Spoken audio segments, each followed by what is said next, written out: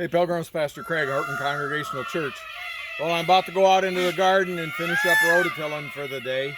I was out earlier with my smaller rototiller and got in between the rows, as you might be able to see.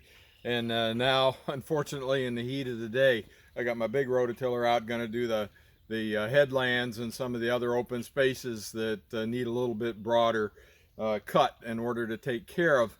And as you can see, it's a little bit warm and humid today. It's supposed to hit 85. It's got to be working its way there pretty quickly, I got to believe. But you know, doing that earlier rototilling in a little bit more of the cool of the day, and then unfortunately coming out with this big one in a little bit more heat of the day, I was reminded of a parable that I've actually used in a couple different situations over the last month that brought to mind this heat of the day work versus the cool of the morning versus all day work versus those of us in retirement that maybe can take a little bit of a break between jobs. In that parable of the workers in the vineyard, the couple of situations that I had an opportunity, by the way, we find it in Matthew 20. The couple of situations I had an opportunity to share it with people. One was almost a month ago, a funeral that we were preparing for. And, you know, I've been at Horton Congregational Church about 9 years now, come this fall. And one of our very faithful parishioners had passed away. And he had been in church almost every Sunday, an elderly man, and sat there and was attentive and was always very complimentary of the service and of the sermon, and seemed to me just to be a wonderful, faithful person. But one of the people that was there present as we were preparing for his funeral said to me, well, it sure makes me wonder what you're going to do here in this funeral, because for all the years I've known this guy, he never was very religious. And I said, oh, really? I said, well, have you ever heard the parable of the workers in the vineyard? I said I wasn't going to preach on it today, but maybe based on your question, I will. And we worked that into the service a little bit. The other circumstance I had for the parable of to talk about the parable of the workers in the vineyard was just this past Sunday. And one of our parishioners came up and said, you know, I was having a conversation with one of my friends the other day, and that friend contended that how we are treated in heaven, whether we have a wonderful mansion, let's say, if we think about the John 14, in my Father's house are many mansions or many rooms, whether we get a room with a view or whether we get an inside room with a view of a brick wall, depends on how we live our life, is what that person's contention was.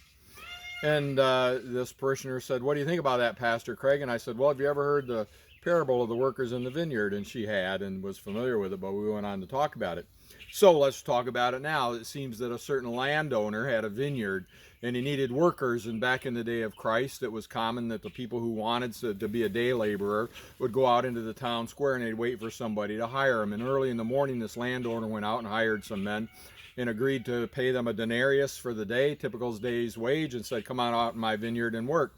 And he realized soon after hiring them, he was going to need some more people. So about 9 o'clock in the morning, he went into town again and in the square found some other people, hired them, and same thing at noon, and even as late as 3 o'clock he still had work that was going to need to be done, and there were still people in the square waiting to be hired.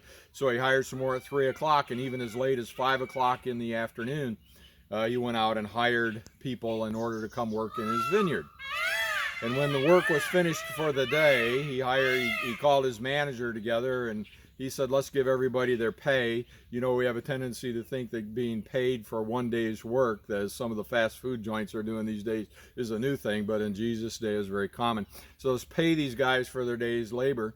And he says, start with those who were hired last and then work your way back to those who were hired first. And when he called those in that were hired at 5 o'clock, he gave them a denarius. You'll remember a denarius is what he had agreed to pay the ones that were hired first thing in the morning. And he paid those that were hired at 5 a denarius, those were hired at 3 a denarius, those that were hired at noon a denarius, and the same with those that were hired at 9, he paid them a denarius.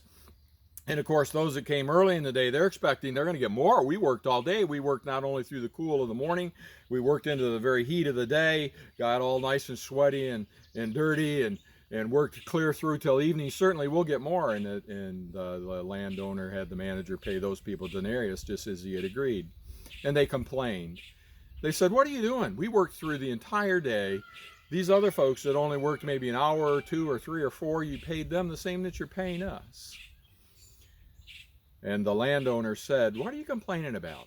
That's what I had agreed to pay you right from the very start. You've received what you earned and what you agreed to.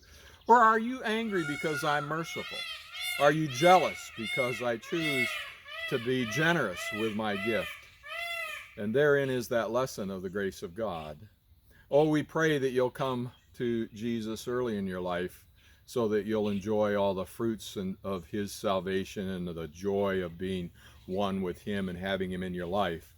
But when it comes to salvation, when it comes to God's mercy and grace, he pours it upon all of us, and none of us are deserving. We don't earn our way to heaven by working through the heat of the day. We don't earn his salvation by sweating more than anyone else. No, the only way we get God's grace and mercy and the salvation and the promise and the joy and the fulfillment is because he pours it upon us.